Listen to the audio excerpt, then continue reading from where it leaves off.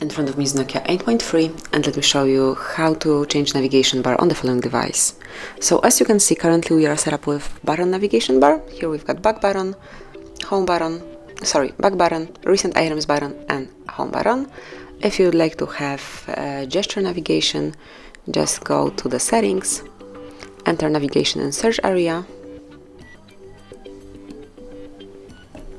and here you can activate it by tapping on gesture navigation. And that's it. Now to go back, you can slide from right to left or from left to right, just like this. Then if you'd like to go back to your home screen, just slide up. And to see all the recent items, just slide up and hold it for a while, like that.